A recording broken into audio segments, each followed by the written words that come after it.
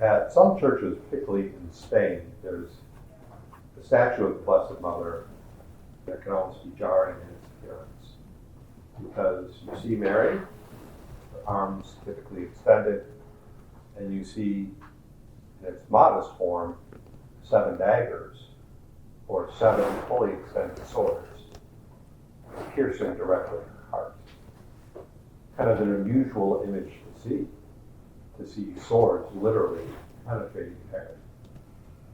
And yet that image has its origin in the gospel passage that we hear today.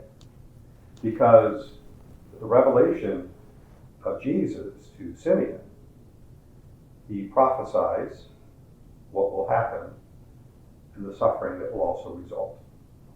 So he says, "Behold," after blessing them, and he said to Mary, his mother, "Behold, this child is destined for the fall and rise of many in Israel, to be a sign that will be contradicted."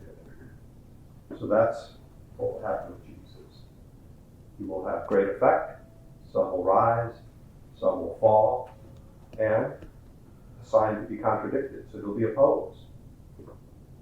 Then, and you yourself, a sword will pierce, so that the thoughts of many hearts may be revealed.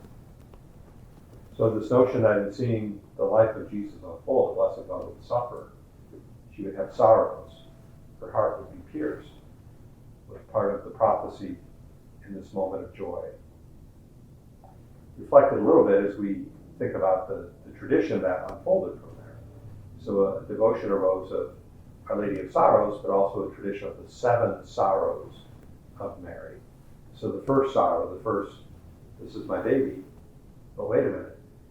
Simeon says, a sword will pierce me, and I'll be suffering. Soon after that, another sword would be right after the birth of Jesus.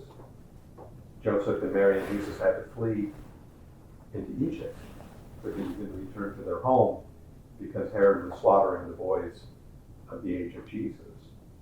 And so another sorrow that she endured, that we're told, endured in her heart. Soon after that was the losing of the child Jesus in the temple. That here they were making their pious act, and when the family and all those gathered together moved on, they looked and saw that Jesus was not with them, and the sorrow that would have occurred at that time. And then those more intense moments of sorrow as Jesus' passion unfolded. We're told in scriptures that Mary met him on the way, met the women, and that a mother seeing her son suffer so much is truly a sorrow for Mary. Ultimately, his crucifixion, and then the piercing of his side. We're told that Mary's will be pierced with the sword, but Jesus himself's side was pierced with the sword, and then ultimately the burial of Jesus, that the Blessed Mother would have been a part of. These are the sorrows of what it meant to be the mother of Jesus, along, of course, with the great joys. It's interesting that at least a couple of these, notice, are both sorrowful mysteries, and also we consider them to be part of the joyful mysteries. So you think of this moment with Simeon, and it's the presentation of the Lord in the temple we celebrate as a Marian devotion, as something that's part of the joyful mysteries. This is Jesus being presented in the temple, and this great prophecy. But it also has the other side, that is one of the sorrows of the Blessed Virgin Mary. We also have the finding of Jesus in the temple as a joyful mystery. But the losing of Jesus in the temple is the sorrow of the Blessed Mother.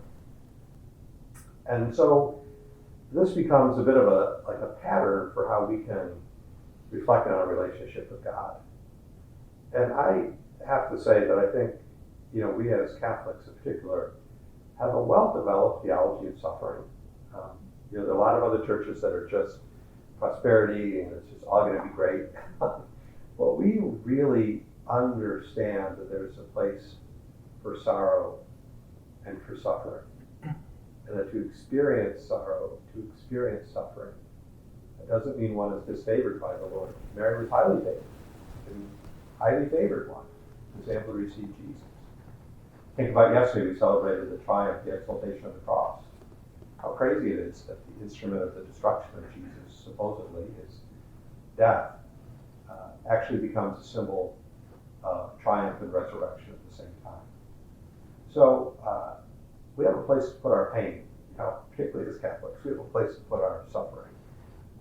Some might even say, how garish is it to show Mary with swords piercing her? Like isn't that a bit much? Well, sometimes our life's pain and suffering and sorrow can be a bit much.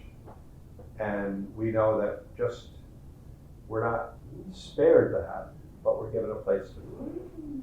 Mary treasured all these things in her heart, we're told, as words of her Son were being proclaimed, and as she observed the life of Jesus. And so let's take whatever might be in our hearts. It might be weighing us down, it might be a sorrow for us, and say, Jesus, I unite this to your cross. Mary, I unite this to your sorrows. And it's good to do that. It's good to know we're not alone with our sorrows and sufferings. It's good to know that the Blessed Mother is there as someone who was not spared from such suffering and sorrow, nor are we spared. But we know that that's not the end of the story. The end of the story is the resurrection of Jesus. The end of the story is eternal life within. The end of the story is his love for us. Along the way, though sorrow and suffering may occur, we know that the biggest of pictures, the revelation to the nations of Jesus, has brought salvation to us and joy to the world.